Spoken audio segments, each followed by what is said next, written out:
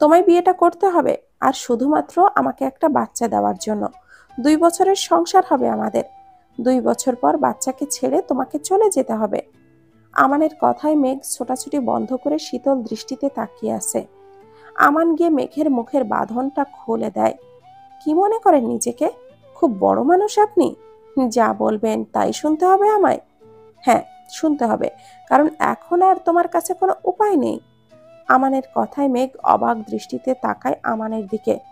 Mrs আমান খান, আপনার পরিবার আমার কাছে বন্দি আছে। আপনার বাবার হার্ট অ্যাটাকের বিষয়টা তো আপনি জানেন। আপনার বাবার চিকিৎসা বন্ধ আছে। আপনার ছোট্ট বোনটা আর আপনার মা আমার কাছেই আটকা আছে। ওদের 3 জনের জীবন আপনার কাছে। আপনি রাজি হলেই শুধুমাত্র তারা বেঁচে থাকতে পারবে, না হলে না। আমি আমার বাবাকে বাঁচিয়ে নিব, ছাড়ুন আমাকে। পারলে আমায় এই বন্দি দশা থেকে মুক্ত করে দেখান, তারপরে বলুন। Oh Mrs Khan, okay, I will set you feel, but only for 1 day. I promise you will come back to me exactly 1 day later. আমান বাঁকা হেসে কথাগুলো বলল। মেঘের আমানের এই বাঁকা হাসির বিন্দু মাত্র সহ্য হচ্ছে না। ইচ্ছে হচ্ছে এই মুহূর্তে এই মানুষটাকে মেরে ফেলতে। আমান মেঘের হাতটা খুলে দেয়।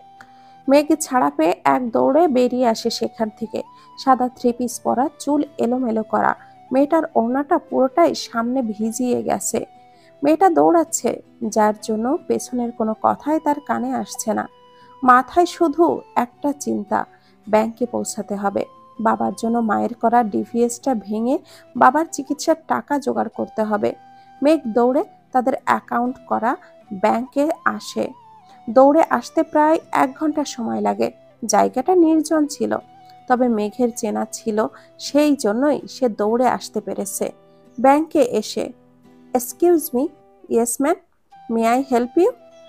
আমার মায়ের নাম মহিমা রহমান। ওনার নামে একটা ডিভিএস ছিল, যার অধিকারী হিসাবে আমার নাম ছিল। সেটাই এই মুহূর্তে ভাঙতে হবে, প্লিজ। ম্যাম, নামটা আর একবার বলুন তো। মাহিমা রহমান।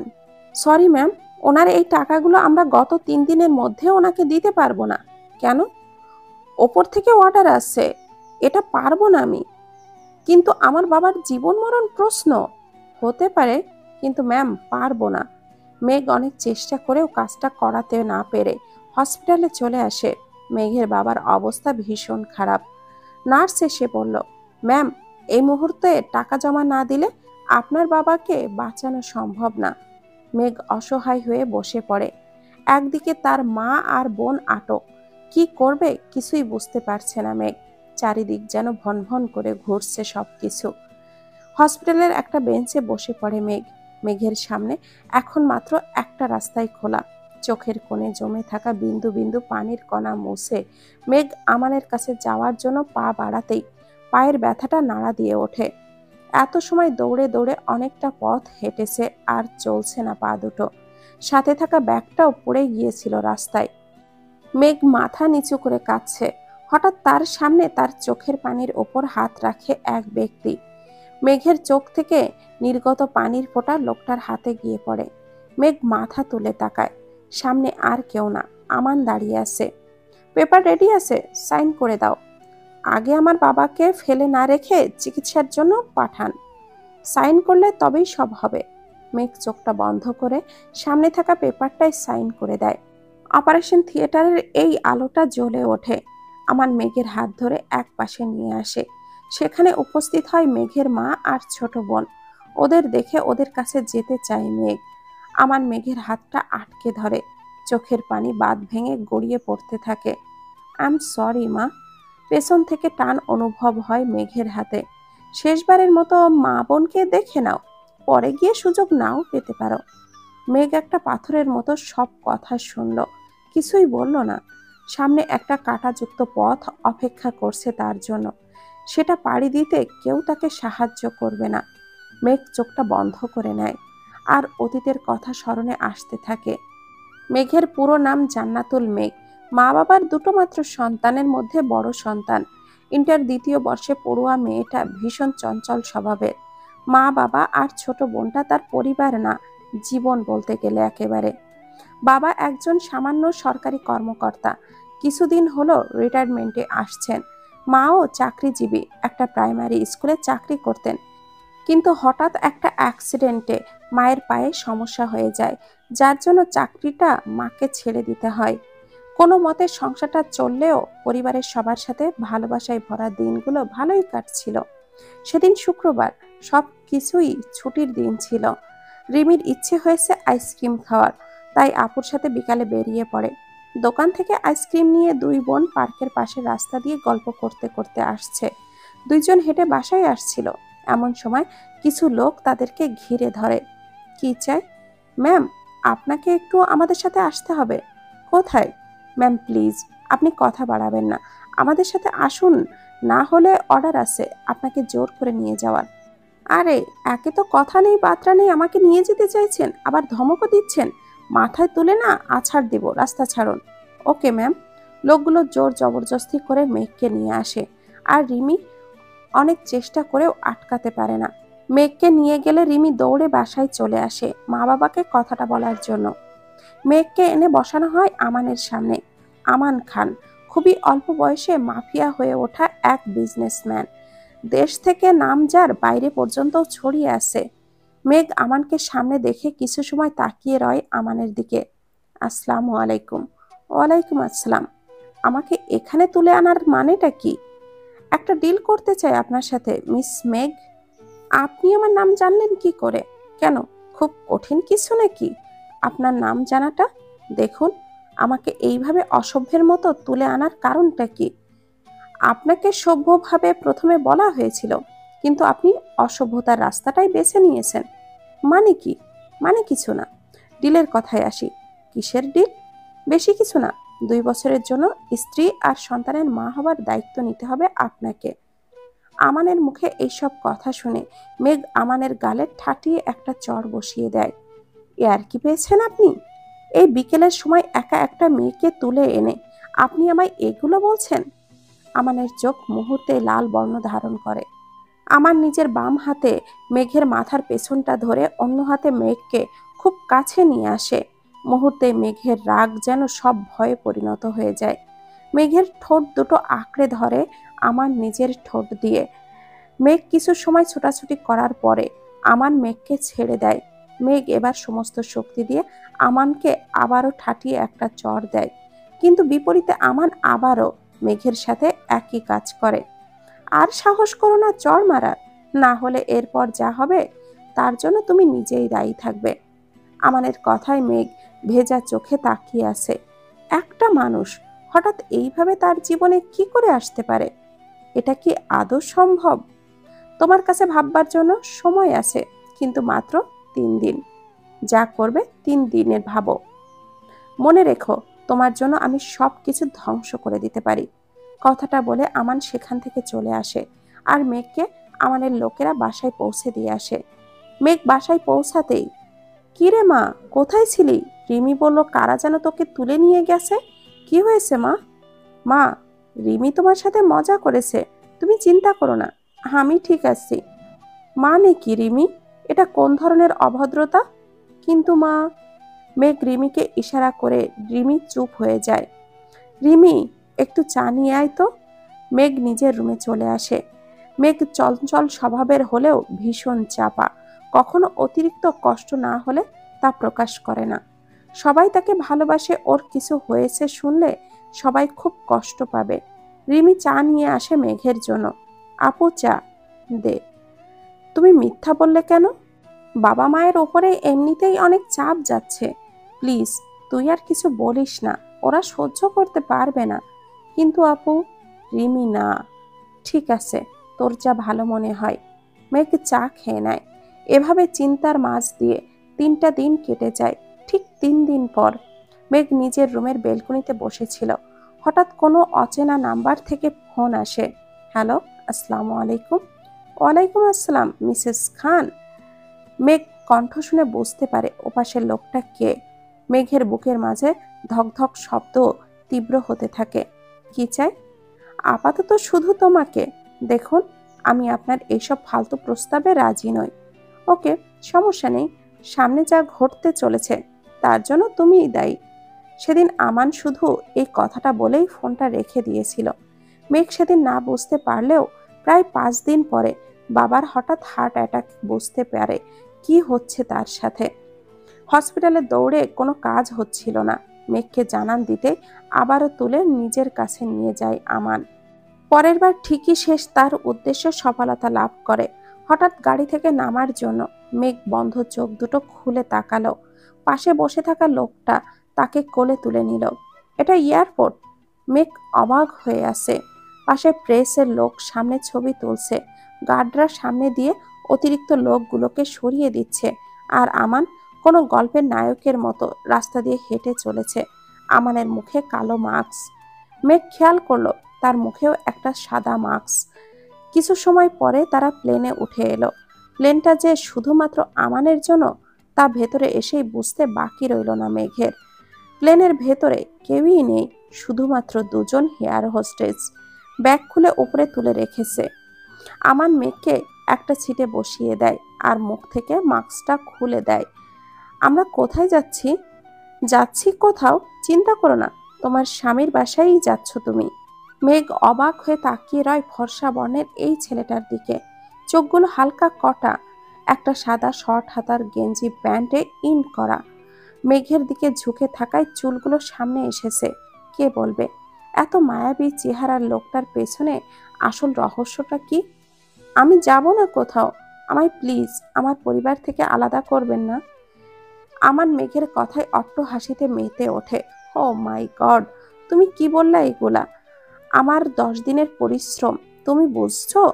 এত পরিশ্রম আমি কখনো করিনি, কারোর জন্যই করিনি। আমান খান কখনো কোনো কিছু পরিশ্রম করে পায়নি। সৃষ্টিকর্তার দোয়ায় সে এমনিই পেয়েছে। কিন্তু তোমার ব্যাপারে আমাকে পরিশ্রম করতে হয়েছে। আমানের কথাগুলো বলার সময় চোখে যে একরাশ ঘৃণা ছিল তা মেঘের চোখ এড়ালো না। কিন্তু কেন এই ঘৃণা? আর কে এই লোকটা? কোথায় যাচ্ছে সে? আদৌ কি সুন্দর কিছু অপেক্ষা করছে তার জন্য? কিন্তু উত্তর মেঘের জানা নেই। আমান মেঘের সামনে থেকে সরে এসে মেঘের মুখোমুখি সিটে বসে পড়ে। মেঘ একটা পুতুলের মতো বসে আছে। সাদা চুড়িদার 3 পিসটাই তার পরনে। চুলগুলো এত ঝামেলায় এলোমেলো হয়ে আছে, কিছুই গোছানো নেই। আমানও তার এলোমেলো দৃষ্টিতে মেঘের দিকে রেখেছে। মেয়েটার চোখ বাইরের দিকে। ঘন সাদা মেঘের সাথে তীব্র সূর্যের আলো। এই দৃশ্যটা যেন অজানা কোনো এক স্বর্গ। আম্মু, আব্বু, রিমি কি আমায় খুঁজবে তোমরা, নাকি হারিয়ে গেছি বলে ছেড়ে দিবে? ভীষণ কান্না পাচ্ছে এই মুহূর্তে মেঘের। সত্যি ভীষণ কান্না পাচ্ছে। কখনো এমনটা কল্পনায়ও আসেনি মেঘের, যেটা যে হতে পারে ওর সাথে। আম্মু, কই তুমি? কি হয়েছে? আম্মু, মেঘাপুকে খুঁজে পাচ্ছি না কোথাও। মানে কি? ও তো ব্যাংকে গিয়েছিল। হ্যাঁ, কিন্তু কাউন্টারে তো টাকা জমা পড়েছে। তাহলে ও তো হসপিটালে থাকার কথা। হ্যাঁ, তুই ফোন দে। দিয়েছি, বন্ধ। পরে গিয়ে দেখি ওর ফোনটা আর ব্যাগটা কেউ একজন নিয়ে এসেছে। লোকটাকে জিজ্ঞাসা করতেই বলল এটা নাকি পড়া ছিল রাস্তায়, উনি পেয়েছেন। কিন্তু উনি বুঝতে পারলো কি করে এটা মেঘের? আর মেঘ তোর বোন? আমিও তো জানি না মা, তুমি আপুকে খোঁজো। খোঁজো মানে? মাহিমা বেগম উত্তেজিত হয়ে পড়ে। তোরা 2 বোন মিলে আমার সাথে মজা করছিস না রিমি? এমনি তোর বাবাকে নিয়ে অনেক চিন্তায় আছি মা, বিশ্বাস করো, মজা করছি না, সত্যি আপুকে পাচ্ছি না। প্রায় 2 ঘন্টা হয়ে গেছে, মেঘের কোনো খোঁজ খবর নেই। মাহিমা রহমান কান্নায় ভেঙে পড়েছে। রিমি ওর সাথে কি হচ্ছে তাদের সাথে?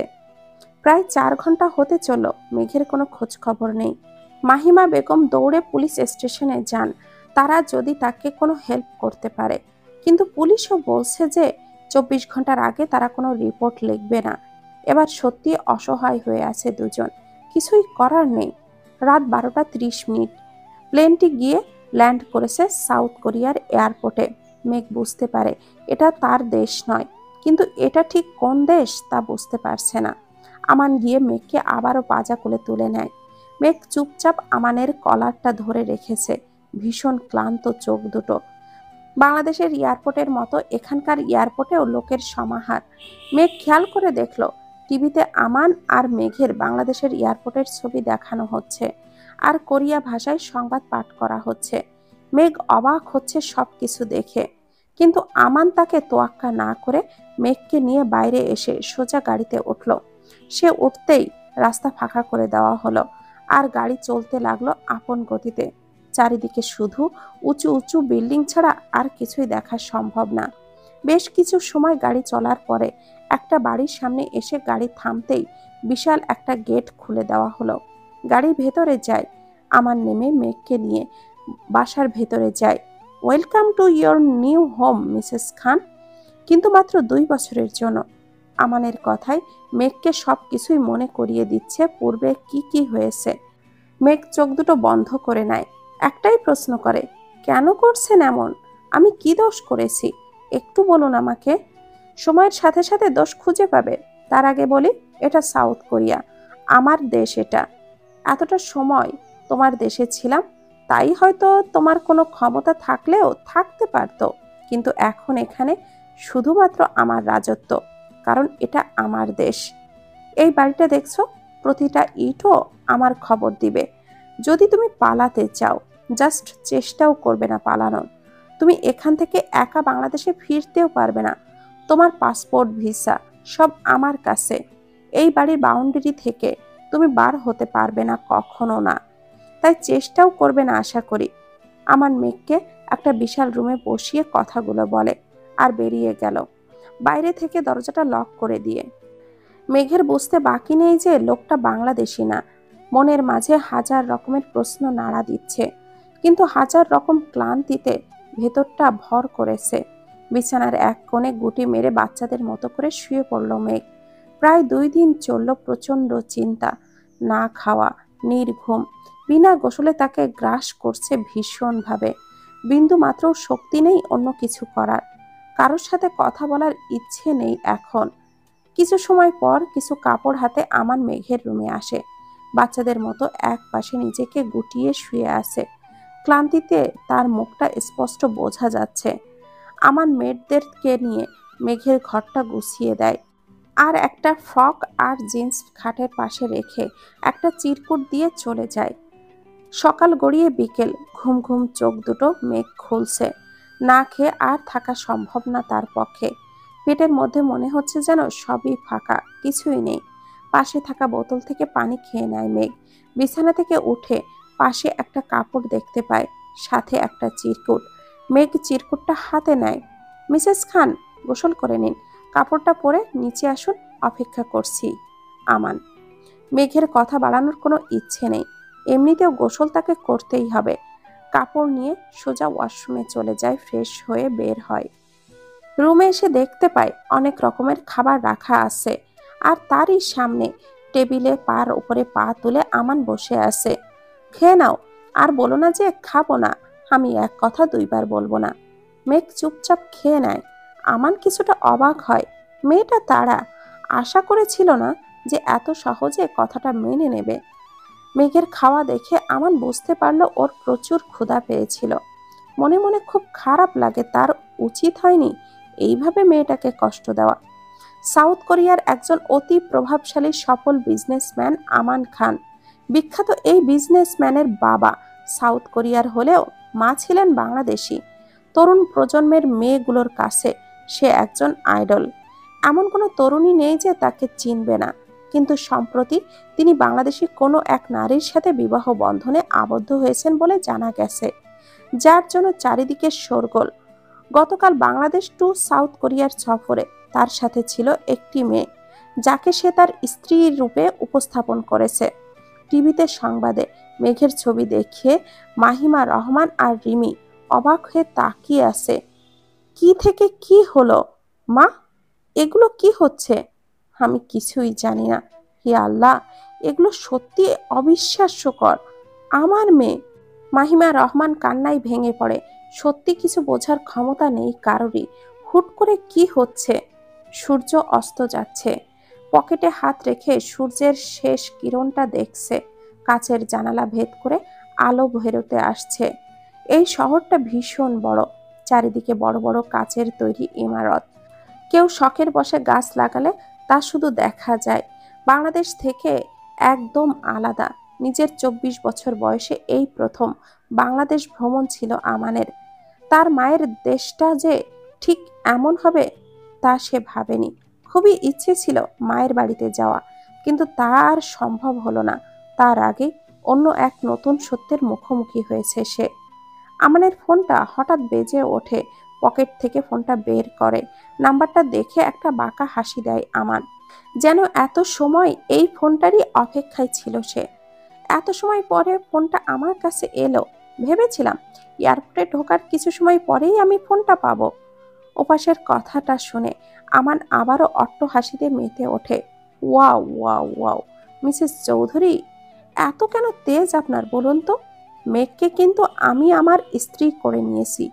বিয়ে একদিক দিয়ে হয়ে গেছে, শুধু ঘটা করে আমার দেশে করা বাকি। তাই এত বেশি উত্তেজিত হবেন না। আমার দেশ, আপনি কিছুই করতে পারবেন না, সো চেষ্টাও করবেন না। আর একটা কথা, আমার স্ত্রী থেকে যত দূরে থাকবেন এটা আপনার জন্যই ভালো হবে। কথাটা বলে আমান ফোনটা কেটে দেয় আর সোজা মেঘের রুমে চলে আসে।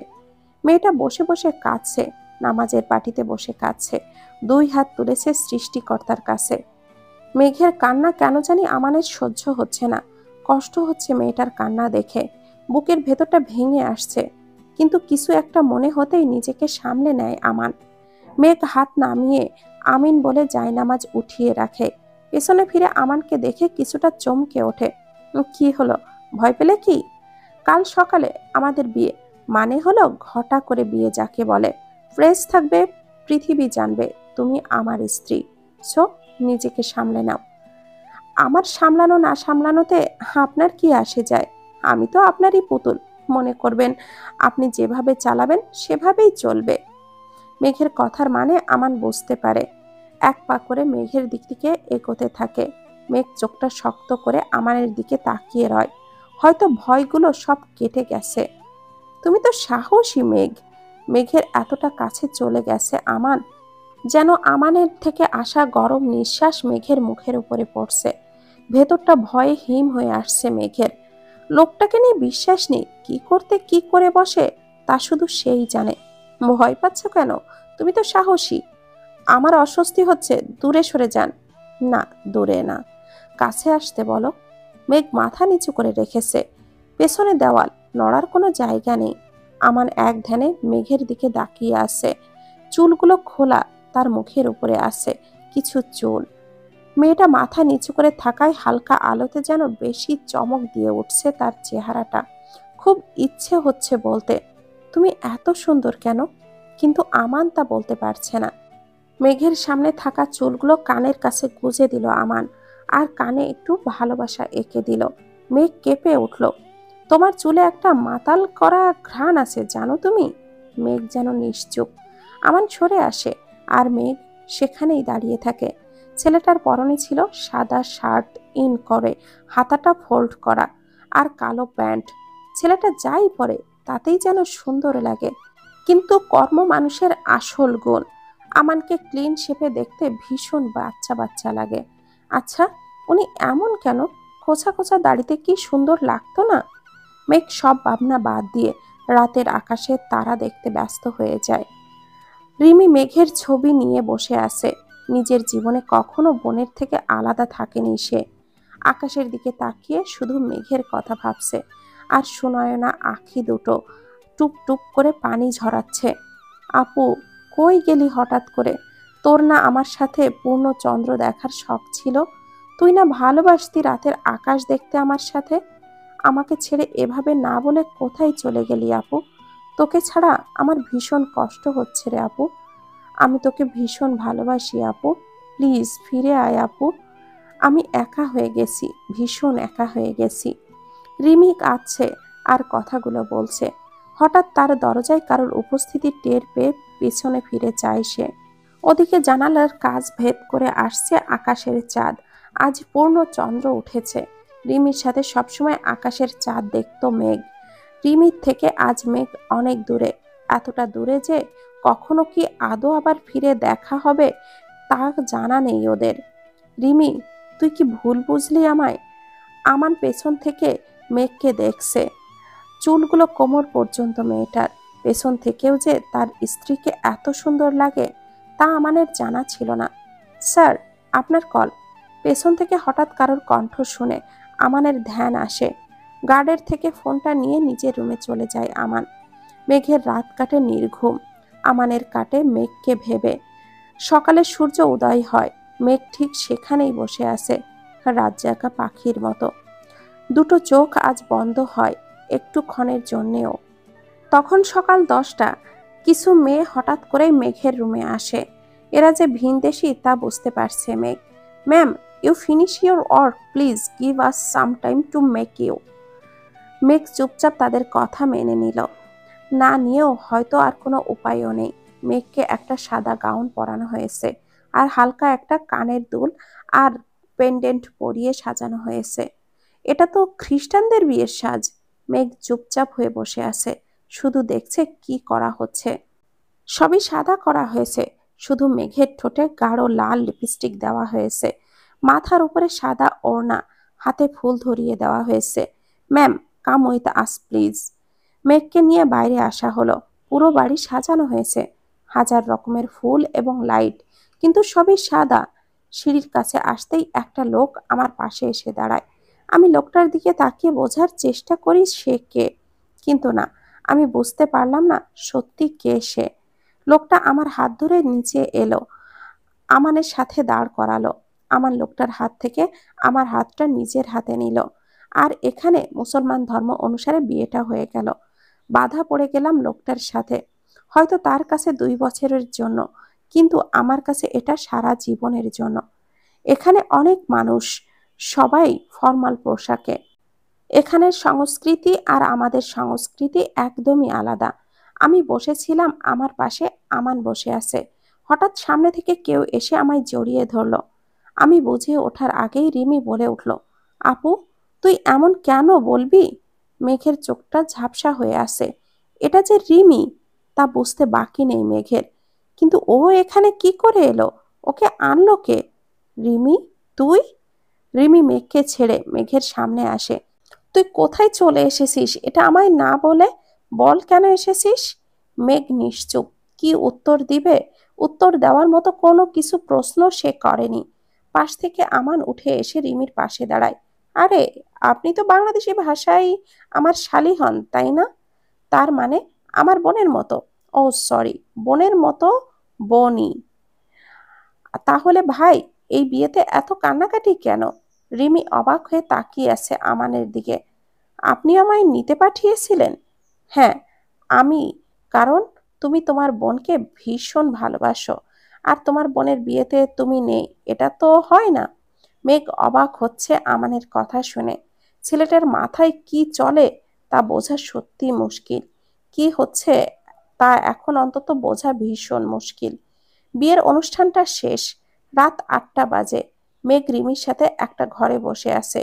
রিমি শুধু কান্না করছে, মেঘকে সান্ত্বনা দিচ্ছে। আমি কাল চলে যাব আপু। কেন? আমার পরীক্ষা। ও, আমি কি বলবো রিমু সোনা আমার? প্লিজ তুই কাঁদিস না। তুই সুখে থাকবি, এটাই অনেক বড় আমার কাছে। আর কিছুই চাই না আমি। সুখে কি আর থাকা হলো রে বোন? তুই যদি জানতি। মনে মনে কথাগুলো বলল মেঘ। রিমি বেরিয়ে যায়। রিমিকে রেস্ট নিতে দেওয়া হয়। কাল যখন রিমি কথা বলছিল, তখন আমানের লোক যায় তাদের বাসায় রিমিকে বিয়েতে উপস্থিত করার জন্য। মেঘ বুঝতে পারে না কি হচ্ছে। যদি আমান খারাপই হয়, তবে রিমিকে কেন আনলো? কি হচ্ছে এগুলো? সবই যেন একটা কল্পনা। রাত 11টা। আমানের বাসার চারিদিকে সব উঁচু উঁচু ইমারত। চারিদিকে লাইটে চকমক করতে থাকে এই দেশটা সব সময়। আমানের বাড়িটার পাশে কাচের তৈরি। ভেতর থেকে সব দেখা গেলেও বাইরে থেকে কিছুই দেখা যায় না। আমানের ঘর থেকে সামনের দিকে ভীষণ সুন্দর সব দেখায়। আমান এখনো রুমে আসেনি। মেঘ তার ইয়া বড় গাউনটা খুলে একটা নর্মাল ড্রেস পরেছে। ভালো লাগছে না কিছুই। ইচ্ছে হচ্ছে রিমির কাছে থাকতে, কিন্তু তার কাল বাসায় যেতে হবে। আর এখন সে ঘুম, না হলে যে কাল জার্নি করতে পারবে না। মেঘ জানালার কাছে দাঁড়িয়ে হঠাৎ করে কোমল স্পর্শে তার কোমরটাতে টের পেল। পেছনে উপস্থিত লোকটার পারফিউমের ঘ্রাণটা মেঘের চেনা। এতটাই কাছে কাছে থেকেছে যে এতদিন তাকে বেশ অনেকটাই চেনা হয়ে গেছে। মিসেস খান, আমার দায়িত্ব আজ থেকে আপনার। মানে আমার বিয়েকে আমি ছুটি দিয়ে দিয়েছি। এখন থেকে আমার পার্সোনাল সব কিছুর খেয়াল আপনি রাখবেন।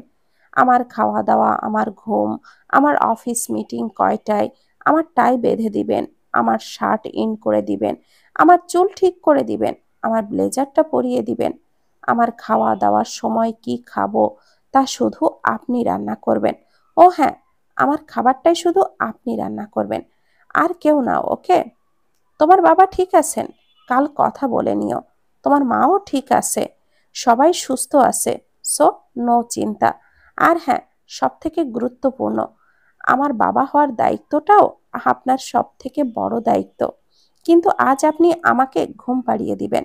মানে আপনার এই মিষ্টি চুলের ঘ্রাণে আমি ঘুমাবো। আমানের কথাগুলো শেষ করে আমায় নিয়ে বিছানায় শুইয়ে দিল, আর আমার চুলে মুখ গুজে দিল। আমার পেটটা জড়িয়ে ধরেছে এক হাতে। তার গরম নিঃশ্বাস আমার গলায় পড়ছে। বারবার কেঁপে উঠছি আমি। সে আমায় একটা চুমু দিল গলায়, তারপর চোখটা বন্ধ করে নিল। প্রতিটা মেয়েই চায় তার স্বামী তাকে অনেক বেশি ভালোবাসুক। আমার ক্ষেত্রেও কিন্তু ব্যতিক্রম নয়। আমিও চাই আমার স্বপ্নগুলো তার হোক, আমায় অনেক ভালোবাসুক, আমার পরিবারের দায়িত্ব নিক সে। কিন্তু তা কি আদৌ সম্ভব? যা চেয়েছি তা কি আদৌ পেয়েছি? মেঘ চোখটা বন্ধ করে নেয়। মেঘের কপাল ভীষণ ভালো, লোকটা তাকে ভীষণ ভালোবাসে। কিন্তু আফসোস, মেঘ লোকটাকে ভীষণ ঘৃণা করে, সাথে ভয়ও পায়। কথায় আছে, ঘৃণা ভয় যেখানে, ভালোবাসা সেখানে বাসা বাঁধতে পারে না। মেঘ চোখটা বন্ধ করে নেয়। এক অসম্ভব সুন্দর ঘ্রাণ তার নাকে আসছে, আর সেই ঘ্রাণ তাও পাশে থাকা লোকটার থেকে আসছে। নড়বার কোনো অবস্থা নেই। লোকটা তাকে আষ্ঠে পৃষ্ঠে জড়িয়ে রেখেছে। মেঘ কিছু সময় পর ঘুমিয়ে যায়। বাংলাদেশ। একটা মহিলা আমানের ছবির কাছে গিয়ে তীর মারছে। একটা, দুইটা, তিনটা, প্রায় 4-5টা তীর মারার পর চিৎকার করে ওঠে, এই ছেলে আমার থেকে কি করে জিততে পারে? কি করে? কিভাবে সম্ভব? এতগুলো বছর যাকে আমি লুকিয়ে রেখেছি, যার জন্য আমি এতটা বছর চেষ্টা করেছি, তা সব শেষ হয়ে গেল। আহ, কি করে সম্ভব এটা? মেঘের খোঁজ তোকে কে দিল আমান? কে দিল? সব শেষ করে দেব আমি। আমার কাজ হাসিল না হলে আমি মেঘকে মেরে দিব, শেষ করে দিব সব। মহিলাটার পাশে থাকা কিছু গার্ড মহিলাটাকে পানি এগিয়ে দেয়। মহিলা পানি খেয়ে নেয়। খোঁজ চালাও। কোরিয়ার রাজধানী সিহলে আছে ওরা কোথায়? আমাদের দুর্বলতা খোঁজ লাগাও। আমাদের বাড়ির খোঁজ লাগাও। আমার প্রতি মিনিটের খবর চাই। মহিলার কথাগুলো তার গার্ডদের বলে বেরিয়ে যায়। মাঝরাত। রাত 3টা। হঠাৎ শুকনো কাশি শুরু হয় মেঘের। চোখ আপনা আপনি খুলে যায়। পাশে থাকা পানি আনতে গেলে আমানের হাতের বাঁধন তাকে আটকে ধরে। মেঘ সেটাকে আলগা করার চেষ্টা করতেই আমান উঠে যায়। কি হয়েছে? মেঘের কাশি হচ্ছে, কিছু বলতে পারছে না। আমান জলদি উঠে বসে। পাশে রাখা পানি এনে মেঘের হাতে দেয়। নাও, খেয়ে নাও। মেঘ পানি খেয়ে নেয়। কিছু সময় পর কাশি বন্ধ হয়ে যায় মেঘের। তুমি ঠিক আছো? হুম। কি হয়েছিল? জানি না। মানে? হঠাৎ গলাটা খুসখুস করছিল। ও। আমান গিয়ে শুয়ে পড়ে। মেঘ উঠে ওয়াশরুমে গিয়ে তারপর এসে আমানের বিপরীতের দিকে শুয়ে পড়ে। আমান গিয়ে আবারও মেঘকে জড়িয়ে ধরে। মেঘ কিছু বলতে গিয়েও চুপ হয়ে যায়। কি বলবে? এভাবেই ঘুমিয়ে যায় দুজন। সকালে মিষ্টি একটা রোদ এসে মেঘের মুখের উপরে পড়ে। মেঘ ঘুমিয়ে আসে। মায়াবী ঘুমন্ত চোখ দুটো আমানের বুকের মাঝে আছে। এটা কি স্বর্গ? পৃথিবীতে বেঁচে থাকা কালীন যে সুখটুকু প্রাপ্য, সেটাই এটা? আমান চোখ সরাতে পারছে না মেঘের থেকে। মিষ্টি এই মেয়েটা বাংলাদেশি হলেও কিছুটা কোরিয়ানদের মতোই। হ্যাঁ, আলাদা একটা মায়া আছে এই চেহারার মধ্যে, যা আমানের ভীষণ কাছের। সেই মায়ার সাগরে ডুব দিয়ে মরতে রাজি 1000 বার, 1,00,000 বার। এমনকি সারা জীবন এই মেয়েটার নিষ্পাপ মুখটা দেখে কাটিয়ে দিতে রাজি। আমানের দৃষ্টি মেঘের দিকে স্থির, কিন্তু হঠাৎ ফোনটা বেজে ওঠায় আমানের ধ্যান কাটে। মেঘকে আস্তে করে শুইয়ে দিয়ে ফোনটা হাতে নিয়ে ওয়াশরুমে চলে যায়। আমান যেতে মেঘের ঘুম ভেঙে যায়। পাশে আমানকে না দেখে উঠে বসে। আজ রিমির যাবার কথা ছিল, তাই মেঘ উঠে রিমির ঘরে চলে যায়। রিমি এখনো ঘুম। মেঘ রিমির ঘরের ওয়াশরুমটা ব্যবহার করে ফ্রেশ হবার জন্য, তারপর চুল ঠিক করে নিচে গিয়ে চা বানিয়ে নিয়ে আসে। রিমি আর মেঘের খুব পছন্দের একসাথে বসে চা খাওয়া। মেঘ চাটা খুব সুন্দর বানাতে পারে, শুধু মেঘ না, রিমিও। মেঘ চা বানিয়ে নিয়ে রিমির ঘরে আসে। রিমি পড়ি আমার গুলুমুলু। ও রিমি। সকাল সকাল পুরানো দিনের মতো করে মেঘের কণ্ঠ পেয়ে রিমি বলল, ওহ, আরেকটু ঘুমাই না প্লিজ। তোমার ফ্লাইটের কি হবে? সে তো উড়ে যাবে তোমায় না নিয়েই বনু। আহ, আপু, কি? আর একটু? না, ওঠো। কেন? চা নিয়ে আসছি, আর কথা বললে দুইটা খেয়ে নিব একেবারে আমি। মেঘের মুখে চায়ের কথা শুনে রিমি উঠে পড়ে। হুম, চা? হুম, চা। তোর বিয়ে হয়ে গেছে? হুম। তুই পর হয়ে গেছিস? ওরে আমার নাটক রে, উঠবি নাকি মার খাবি? মার খাবো না, চা খাবো।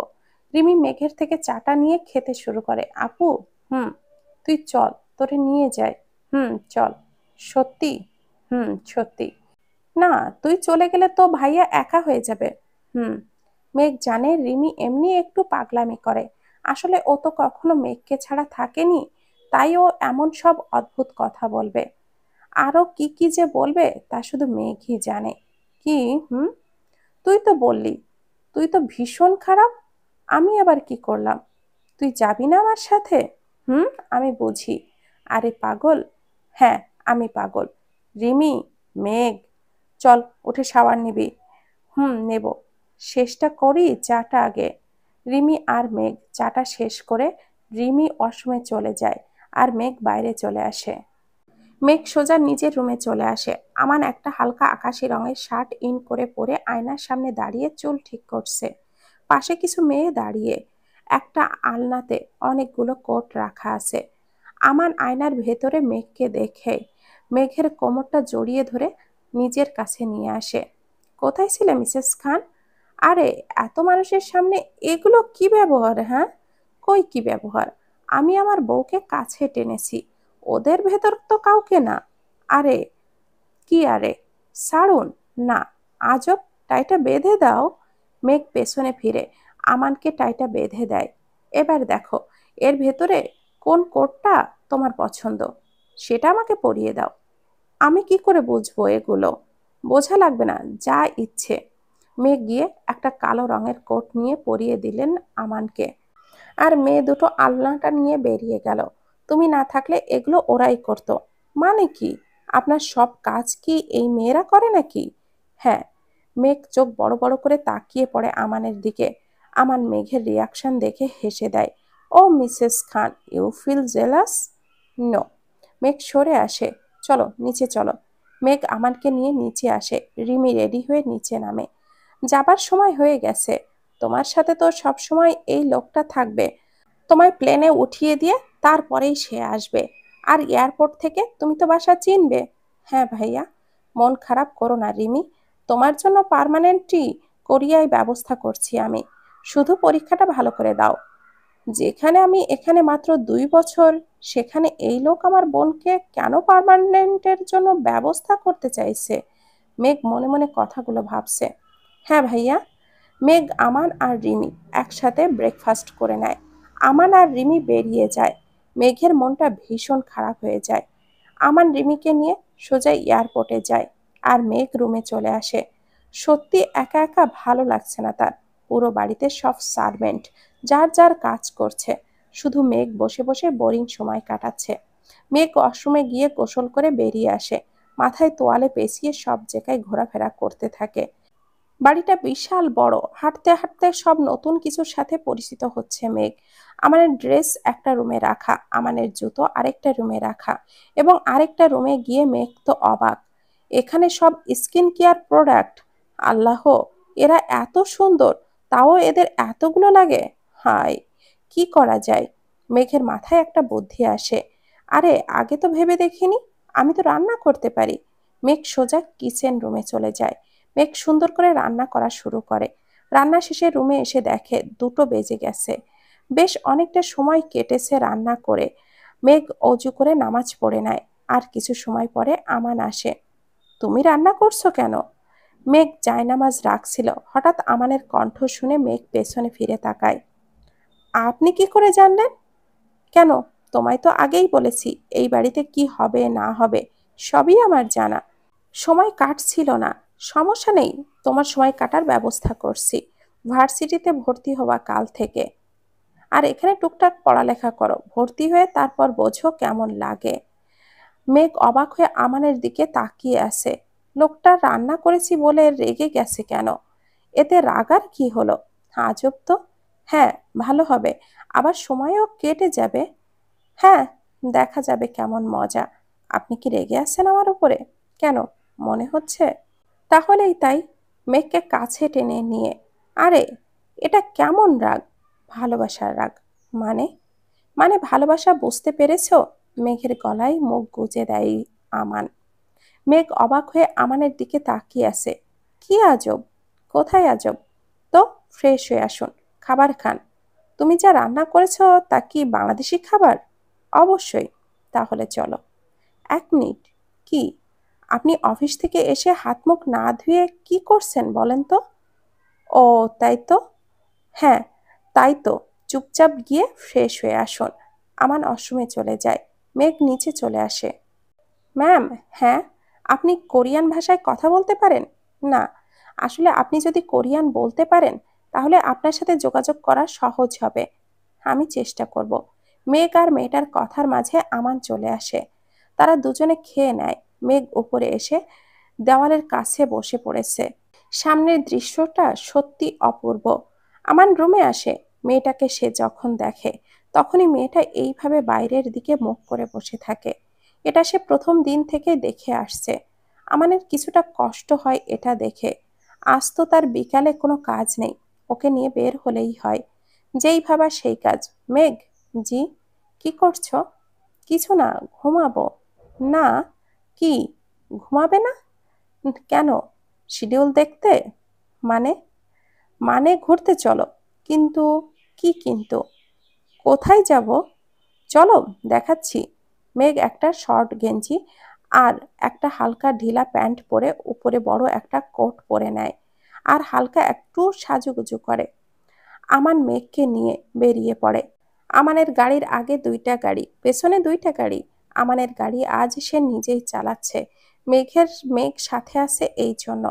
বেশ অনেকটা রাস্তা ড্রাইভ করার পরে আমান আর মেঘ পৌঁছালো শিউল টাওয়ারে। এটা আমানের বাসার কিছুটা নিকটবর্তী জায়গা। মেঘ চারিদিকে দেখছে।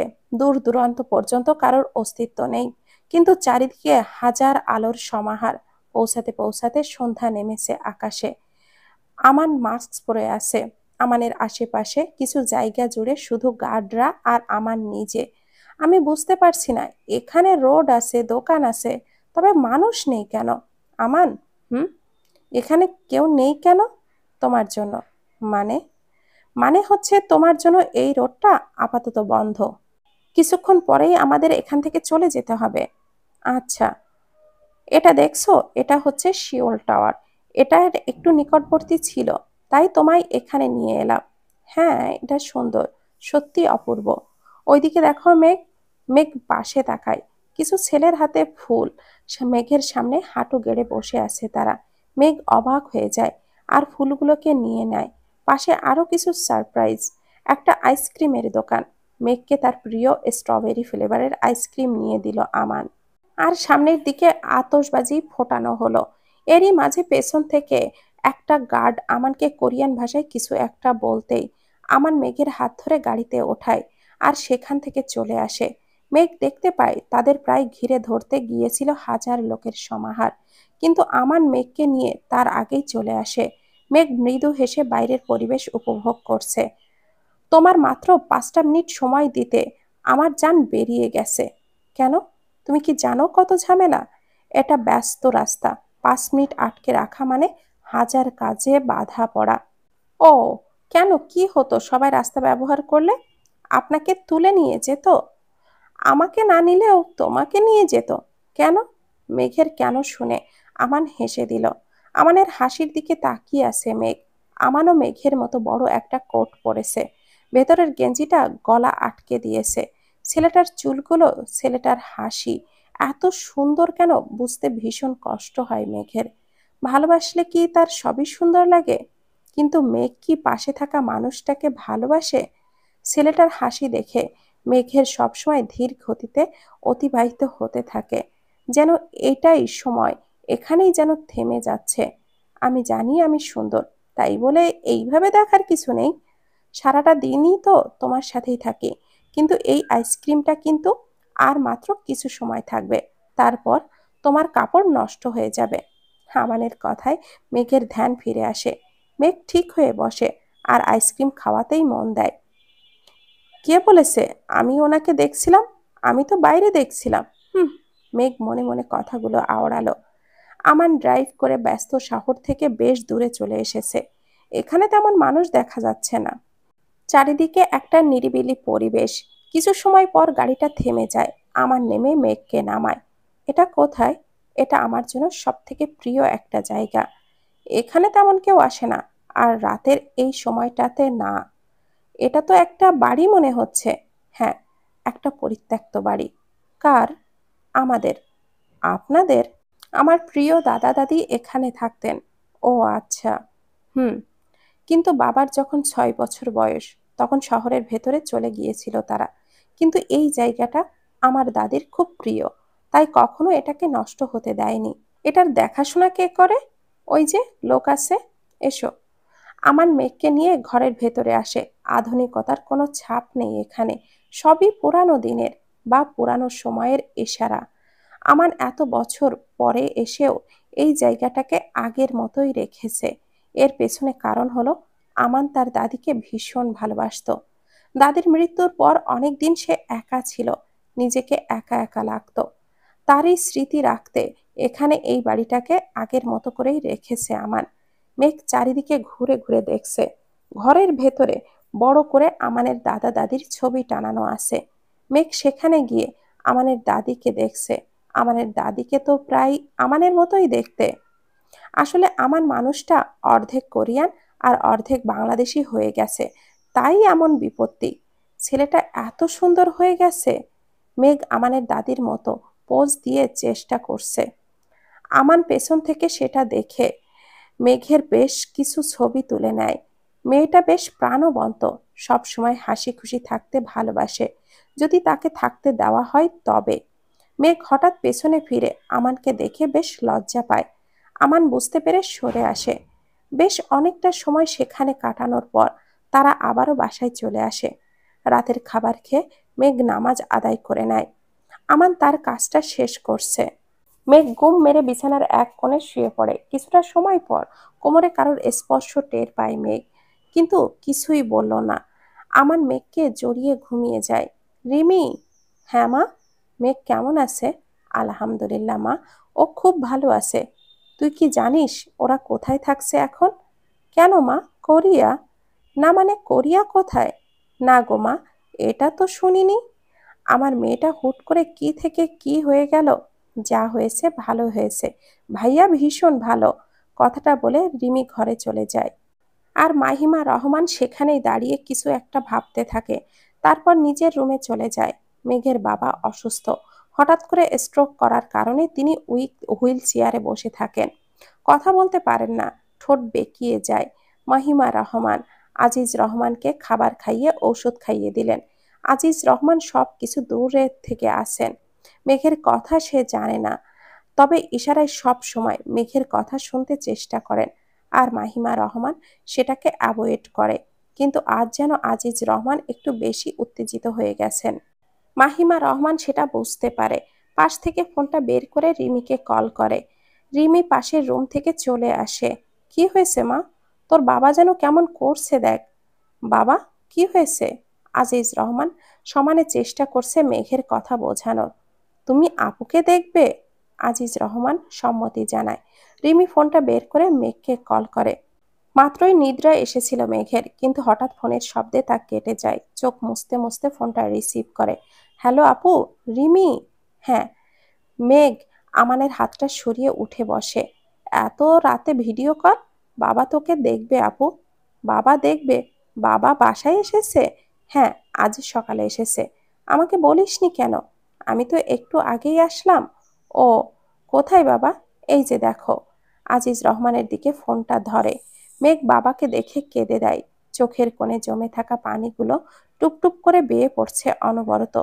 মেঘের কান্নার শব্দ শুনে আমান উঠে বসে। আমান কিছু বলতে যাবে, তখনই ফোনে মেঘের বাবাকে দেখে থমকে যায়। বাবা, তুমি কেমন আছো? আজিজ রহমান কাঁদছেন। তিনি খুবই শক্ত মানুষ ছিলেন। তার জীবনে অনেক বড় বড় ঝড় বয়ে গেলেও তিনি কখনো কাঁদেননি। কিন্তু আজ মেয়েটার জন্য যেন বুকের ভেতরটা হাহাকার করছে। সন্তান বুঝি একেই বলে। তুমি কাঁদছো কেন?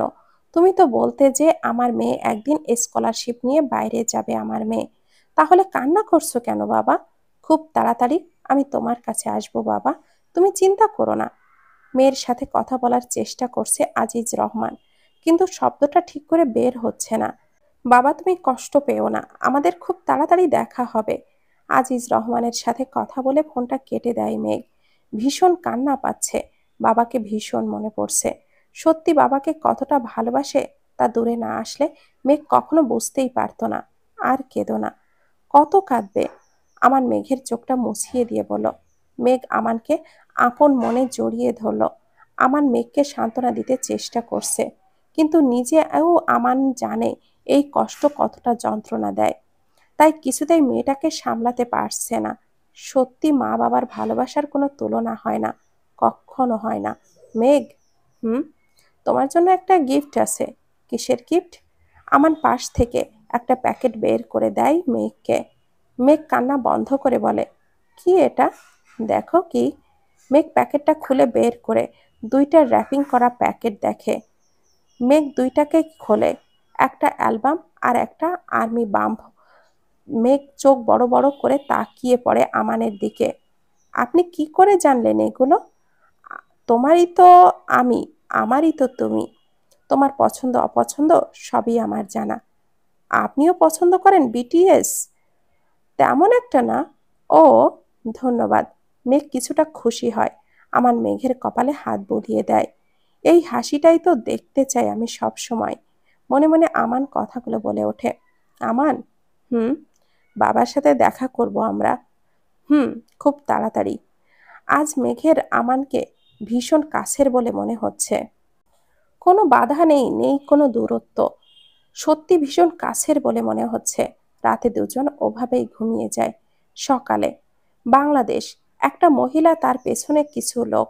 মহিলা একটা গুপ্ত আস্তানায় আছে, তার মুখ দেখা যাচ্ছে না। আমান হতে পারে প্রভাবশালী, কিন্তু সেটা কোরিয়ায়। বাংলাদেশে ওর শক্তি আমার সমান সমান। ওকে একবার কোরিয়া থেকে টেনে আনতে পারলে মেঘকে আমি মেরে দিতাম, আর ওকে আবার ওর ছোটকালের মতো করে নিঃস্ব করে দিতাম। কিন্তু কি করে করব আমি কিছুই বুঝতে পারছি না। ম্যাম, আপনি তো ওনাদের খুব সহজেই নিয়ে আসতে পারেন। কি করে? কেন আপনি? তুমি যা বলতে চাইছো আমি বুঝতে পেরেছি, কিন্তু আমার রিমির ওপরে সন্দেহ আছে। ওদের সাথে ওইভাবে কিছু করা যাবে না। ম্যাম, আপনি যা ঠিক বোঝেন। কোরিয়ায় মেঘ সকাল সকাল উঠে আমানের জন্য ব্রেকফাস্ট তৈরি করে আমানকে ডাকতে এসে দেখে মহাশয় নিজেই উঠে গেছেন। রেডি হয়ে নিন। তুমিও? আমিও কেন? ভার্সিটিতে যাব তাই। আমি আমি তো এখন আবার আমার কমপ্লিট করা কোর্স করতে পারবো না মেঘ। আমানের কথায় মেঘ ভুরু কুঁচকে দেয়। আমান মেঘের ভঙ্গি দেখে হেসে দেয়। তুমি যাবে? বলেই ওয়াশরুমে চলে যায় আমান। মেঘ আমানের কথা মতো রেডি হয়ে নেয়। একটা টপ আর জিন্স পরে নেয়। আমান বেরিয়ে আসে। মেঘ আমানের টাইটা বেঁধে ব্লেজারটা পরিয়ে দেয়। মেঘ পাক্কা গিন্নি হয়ে গেছে। দুজনের খাবার খেয়ে বেরিয়ে যায়। গাড়িতে ভার্সিটি ছুটির পর আমি না আসতে পারলে আমার ড্রাইভার তোমায় গিয়ে নিয়ে আসবে। কখনো একা আসার রিস্ক নেবে না, কখনো না, মানে কখনো না। তোমার জন্য সবসময় দুইটা বডিগার্ড থাকবে। তোমার কখনো কোনো কিছু সমস্যা হলে ওদেরকে বলবে। দেখো, কোরিয়ার রাস্তায় একটু খুব বেশি সুন্দর জিনিস আছে। যদি কখনো তোমার মনে হয় তুমি বিপদে, মনেই হতে পারে তোমার উপরে কারোর রাগ না থাকলেও আমার সূত্রে তোমার উপরে কখনো হামলা হতে পারে। তুমি যদি মনে করো কেউ তোমার পেছনে আছে, তাহলে রাস্তায় দেখবে প্রজেক্টরের মতো লাইট জ্বলছে। ওর তলে গিয়ে দাঁড়াবে, মানে তুমি তখন সেফ।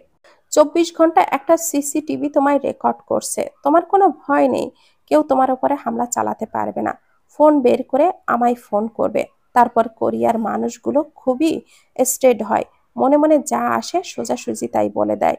এটা এখানকার নিয়ম। সো কেউ যদি তোমায় কখনো প্রপোজ করে দেয়, নর্মাল রিয়াক্ট করবে। ওকে? হুম, ওকে। প্রথম দিনে হয়তো একটু সমস্যা হবে, কিন্তু এখানে তোমায় নিজের জন্য নাম গড়তে হবে। বুঝতে পেরেছো? আমার মেঘের হাতটা ধরে বলে। মেঘ হেসে সম্মতি জানায়। আর হ্যাঁ শোনো, সবসময় মাস্ক পরে থাকবে, না হলে হয়তো। আমানের মুখের কথা কেড়ে নিয়ে মেঘ বলল, হয়তো কোনো সমস্যা হতে পারে, তাই তো? হ্যাঁ, ঠিক আছে, আমি সামলে চলবো সব সময়, ইনশাল্লাহ সমস্যা হবে না। আচ্ছা ঠিক আছে, ভেতরে গিয়ে বাম দিকে 2 তলায় তোমার ডিপার্টমেন্ট। ওকে? ওকে। আমার মেঘের কপালে চুমু দিয়ে মেঘকে নামিয়ে দেয়। মেঘ ভেতরে চলে আসে। আমানের কথা মতো ভেতরে এসে বামে গিয়ে সোজা 2 তলায় চলে যায় মেঘ। সেখানে তার ক্লাসে চলে যায়। সবাই অনেক সুন্দর শৃঙ্খল, সবাই ভীষণ সুন্দরভাবে নিজের কাজ করছে। মেঘ গিয়ে একটা ছিটে বসে পড়ে। ক্লাসের মাঝে প্রফেসর প্রায় তাদের মাতৃভাষায় কথা বলছিল, যেগুলো মেঘ সত্যি বুঝতে পারেনি ঠিক কি বলছিল তারা, কিন্তু তাও সে পুরোটা ক্লাস মনোযোগ দিয়ে স্থির ভাবে করেছে। প্রথম ক্লাস শেষ হতেই মেঘের পাশে একটা মেয়ে এসে বসে। তুমি বাংলাদেশি? হ্যাঁ। তুমিও কি বাংলাদেশি? হ্যাঁ। বেশ ভালো হলো। আমি এখানে কিছুই বুঝতে পারছিলাম না, জাস্ট কিছুই না। তোমায় পেয়ে স্বস্তি হচ্ছে।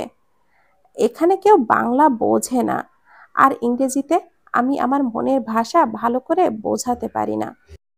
কই, তুমি তো বেশ ভালোই পারো। কই থেকে দেখলে? আমি তো ওই জায়গায় বসেছিলাম, তোমায় ফলো করছিলাম, এখানের সবার থেকে তুমি ব্যতিক্রম। ও মাতাই। হ্যাঁ, সবাই সুন্দর এখানে, কিন্তু তুমি একটু বেশি সুন্দর। হ্যাঁ, তুমিও। আয়, পাম দিও না। পাম কেন দিব? তুমি বিবাহিত? কেন বলো তো? না, এই যে তোমার 2 হাতে চুড়ি। সাধারণত বাংলাদেশি মেয়েরা বিয়ের পর 2 হাতে চুড়ি পরে। মেঘ খেয়াল করে দেখল যেদিন ওদের বিয়ে হয়েছিল সেদিন থেকেই 2টা সোনার চুড়ি তার হাতে সব সময়। মেঘ মুচকি হেসে বলল, হ্যাঁ। ও তোমার বর তোমায় এখানে পড়াশোনা করতে আসতে দিল? কেন দিবে না? না মানে বিয়ের পর তুমি এক জায়গায়, তোমার বর এক জায়গায়। আমি ওর সাথেই থাকি, আমার হাজবেন্ড সাউথ কোরিয়ায় থাকেন। মানে তিনি এখানের নাগরিক। ও মা, কি বলো তাই? হ্যাঁ। নাম কি তোমার হাজবেন্ডের? আমান খান। আমান খান? হ্যাঁ। এই 1 মিনিট, এটা ওই বিজনেসম্যান আমান নয় তো? হ্যাঁ, এটা সেই। আল্লাহ, কি বলো? আসতে বলো। ও সরি, তুমি মেসেস খান? হ্যাঁ। আল্লাহ, তোমার কি কপাল, আমার ক্রাশল তোমার বর। মেঘ কিছুটা মেয়েটার দিকে আর চোখে তাকায়। সত্যি কি কপাল তোমার? তোমার নাম কি? মেহজাবিন আরফা। ওহ, মেহজাবিন সুন্দর নাম। আর তোমার নাম? জান্নাতুল মেঘ। ওহ হ্যাঁ, তোমায় দেখার ইচ্ছে ছিল, কিন্তু তোমাদের বিয়ের খবরে এতই কষ্ট পেয়েছিলাম যে তোমায় দেখতে ইচ্ছে হচ্ছিল না। আর এখন তো তুমি মাস্কে আছো। হুম। মেঘ, একটা কথা বলবো? বলো। আমি অনেক কথা বলি, তাই না? মেঘ এবার হেসে দিল মেহজাবিন এর কথায়। তুমি অনেক মিষ্টি মেহজাবিন। আহা, তাই? হ্যাঁ, একদম। তো চলো, ক্লাস তো শেষ, আমরা যাই। হুম, চলো। মেহজাবিন আর মেঘ বেরিয়ে আসে। বাইরে আসতে মেঘের জন্য আমানের ড্রাইভারকে অপেক্ষা করতে দেখে মেঘ মেহজাবিনকে বিদায় জানিয়ে চলে আসে। গাড়ি সোজা তাদের বাসায় চলে আসে। মেঘ কাপড় ছেড়ে ফ্রেশ হয়ে নেয়। দুপুর 2টা। আমান বাসায় চলে আসে। এসে ফ্রেশ হয়ে মেঘকে নিয়ে খেতে বসে। 2জন খাবার শেষ করে রুমে আসে। মেঘ, হুম। প্রথম দিন কেমন কাটালে? খুবই সুন্দর। আচ্ছা, কি কি করলে? মেঘের হাত ধরে আমানের কাছে বসিয়ে মেঘের কোমর জড়িয়ে ধরে আমান। মেঘ একটু কেঁপে ওঠে। আমান মেঘের কানের কাছে ফু দেয়। আ কি? বলো কি করেছ? আজ একটা মেয়ের সাথে আমার পরিচয় হয়েছে, মেহেজাবিন নাম। মেয়েটাও বাংলাদেশি, বেশ মিষ্টি। সেমিকোলন। আচ্ছা, তারপর? মেঘের কোমরে স্লাইড করতে করতে মেঘ এবার ফ্রিজ হয়ে গেছে আমানের কাজে। কি করছে এই লোক? মেঘের হাত পা কাঁপছে। আমান মেঘকে টান দিয়ে নিজের নিচে ফেলে। তো বলো আমায় ভালো লাগে না। এ মানে? কিসের মানে? মেঘের অনেক কাছে গিয়ে আমান এই নিঃশ্বাস মেঘের উপর পড়ছে। মেঘ শিউরে উঠছে। ভেতরে একটা শীতল হাওয়া বয়ে চলেছে বারে বার। অনুভূতিগুলোর নাম সত্যি মেঘের জানা নেই। আমান মেঘের কানের কাছে মুখ নিয়ে বলে, একটা প্রিন্সেস হলে মন্দ হয় না বলো? মেঘ চোখ বন্ধ করে ফেলে। বাংলাদেশ। রিমি পরীক্ষার জন্য প্রিপারেশন নিচ্ছে। বেশ কিছু পড়া বাকি রয়েছে এখনো। ইচ্ছে না থাকা সত্ত্বেও পড়ালেখা করছে এক নাগাদ। একেই বলে স্টুডেন্ট লাইফ। তামা তামা বানিয়ে ছাড়বে একদম। রিমির ভীষণ ঝিম ঝিম ধরেছে। এই মুহূর্তে একটা চা লাগবে, লাল চা। মা, ও মা, মা, আম্মু কোথায়? তুমি আছো কি ওদিকে? মা। রিমি বেশ অনেকক্ষণ মাহিমা রহমানকে শব্দ দেয়, কিন্তু বিপরীতে কোন সাড়া না পেয়ে উঠে আসে। ড্রয়িং রুমে আসতে দেখতে পায় মাহিমা বেগম বাইরে থেকে আসছে। কি গো মা, কোথায় গেছিলা? এই একটু সবজি কিনতে। কাল না গেলে আর? সবজি কিনতে গেলে সবজি কই? তোকে এত কৈফিয়ত কেন দিব আমি? গিয়ে পড়তে বসো। রিমি অবাক হয়। সামান্য একটা প্রশ্নের জন্য মা এমন ব্যবহার কেন করল? আর রিমির কথায় তো যুক্তি ছিল তাহলে। রিমি অত না ভেবে নিজেই একটা চা বানিয়ে নিয়ে নিজের রুমে চলে যায়। মাহিমা রহমান রুমে ঢুকতে ঢুকতে বক বক করছেন। মেয়ে হয়েছে কথায় কথায় প্রশ্ন, কথায় কথায় প্রশ্ন। ওকে কি আদৌ আমি জন্ম দিয়েছিলাম? সবগুলো বাপের স্বভাব পেয়েছে। আমার তো কোন ইচ্ছে অনইচ্ছে নেই। রিমি পড়ার ফাঁকে মায়ের কণ্ঠ পেয়ে চাটা হাত থেকে রেখে মায়ের রুমে যায়। মাকে এমন রাগতে দেখে সত্যি অবাক রিমি। মা, তুমি এত রেগেছ কেন? আমি তো তেমন কিছু প্রশ্ন করিনি। আর প্রশ্ন করলাম আমি, তুমি বাবাকে গালি দিচ্ছ কেন? রিমি, তুই ঘরে যা, আমার মাথা এমনি গরম, তোকে মারব কিন্তু আমি। রিমি যেন আকাশ থেকে পড়ল। হয়েছেটা কি মাহিমা বেগমের? সন্ধ্যা গড়িয়ে রাতের অন্ধকার নেমেছে।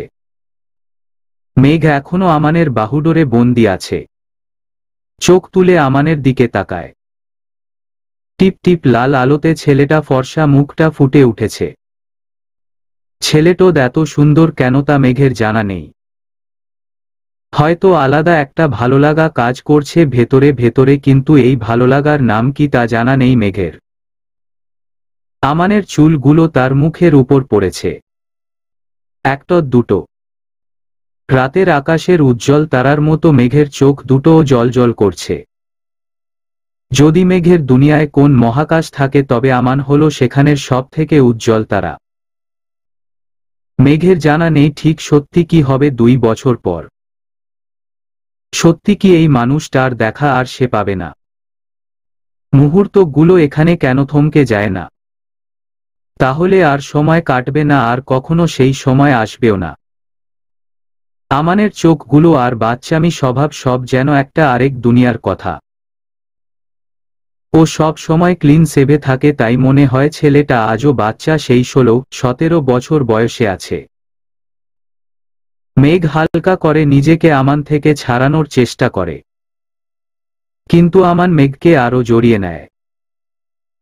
মেঘ আবার চেষ্টা করতে আমান চোখ খুলে মেঘের মুখের কাছে মুখ নিয়ে যায়। আমানের গরম নিঃশ্বাস মেঘের গালকে স্পর্শ করছে বারবার। মেঘ কেঁপে উঠছে বারবার।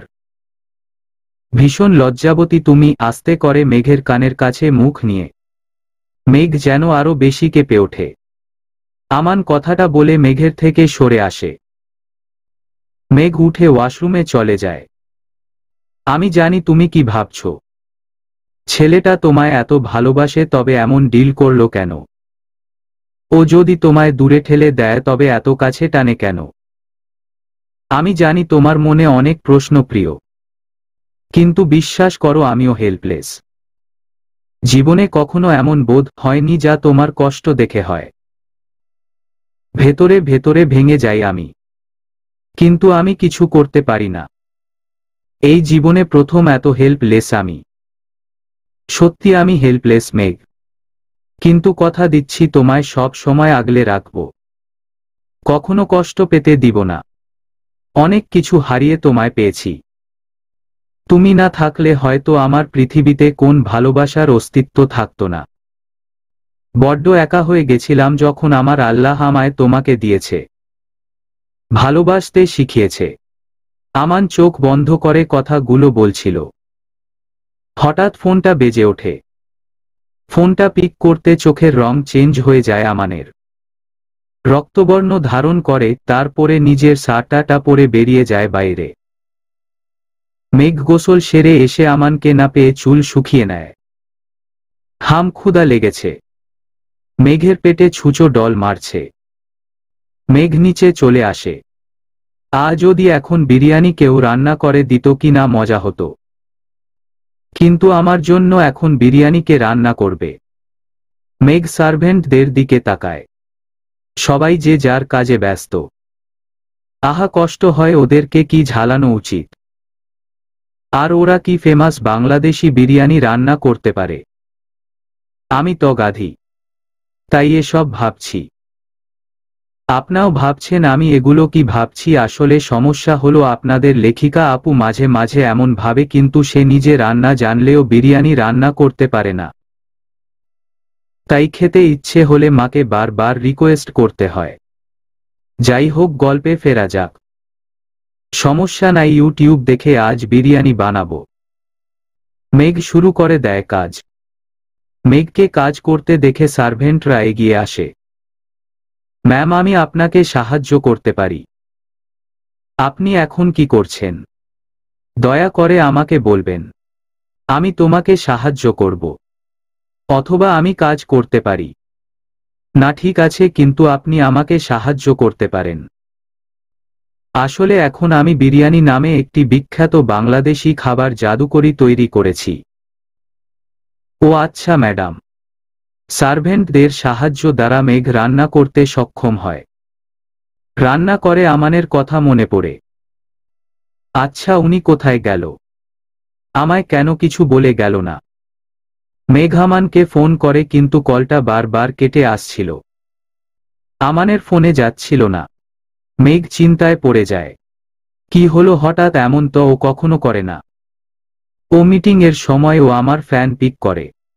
মেঘ আমানের গার্ডকে ফ্যান করে, কিন্তু ফলাফল শূন্য। কেউই ফ্যান তুলছে না।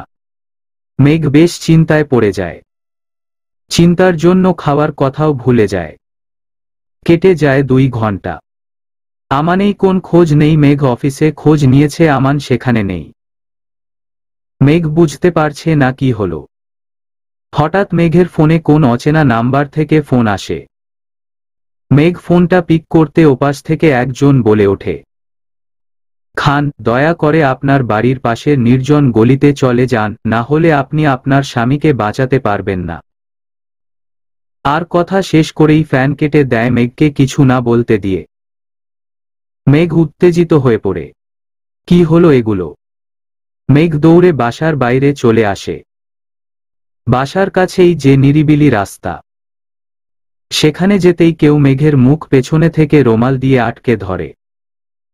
মেঘ নড়াচড়া করতে থাকে, কিন্তু লোকটা মেঘকে ছাড়ে না যতক্ষণ না মেঘের সেন্স হারায়। লোকটা মেঘকে গাড়িতে তুলে কাকে একটা ফোন করে। ম্যাম ডান। মিসেস খান এখন আমাদের কবলে। ওপাশ থেকে, গুড ভেরি গুড। এখন ওকে নিয়ে বেঁধে রাখো। আর আমানকে কল কর। জি ম্যাম। আর শুন, ওকে তোরা শ্যুট করবি আমানের সামনে, যাতে আমান মেঘের মৃত্যু নিজের চোখের সামনে দেখতে পারে আর আবার সেই যন্ত্রণা ভোগ করে যা আমি ওকে দিতে চাই। Okay ma'am. মেঘকে একটা দূরবর্তী রাস্তায় নিয়ে আসা হয়। এদিকে আমানের ফোনটা হঠাৎ চুরি হয়ে যায়, সাথে আমানের গার্ডদেরও। হঠাৎ এমন একসাথে হওয়াতে আমানের বেশ অদ্ভুত লাগে। বেশ বুঝতে পারছে মেঘের সাথে কিছু হতে চলেছে। কিন্তু আমান যেখানে গেছিল সেখান থেকে ফিরতে প্রায় 2 ঘন্টা সময় লাগবে। আমান দ্রুত ড্রাইভ করছিল তখন তার সিক্রেট ফোন, যেটা আমান শুধুমাত্র ব্যক্তিগত কাজে ব্যবহার করে, এটার নাম্বার মেঘের কাছেও নেই। সেই ফোনে একটা ভিডিও আসে। আমান ফোনটা হাতে দেখতে পায় মেঘকে। মেঘের এমন অবস্থা দেখে আমানের গাড়োটা হঠাৎই কন্ট্রোলহীন হয়ে যায়। নিজেকে সমলে অনেক জোরে ব্রেক চেপে গাড়িটা আয়ত্তে আনে। গার্ডরা গাড়ি থামিয়ে আমানের কাছে চলে আসে। Sir, are you okay? No. Megh বিপদে। বাট স্যার, ম্যামকে তো। বাসার দিকে অগ্রসর হও জলদি। ওরা আমার স্ত্রীকে মেরে ফেলবে। আমান চিৎকার করে বলে সবাই আমানের কথায় দ্রুত নিজেদের অবস্থান ঠিক করে। আমানের গাঠি তার একটা গার্ড চালায়। আমান পেছনে বসে। ড্রাইভ করার মতো অবস্থা নেই তার। চলবে। বিন।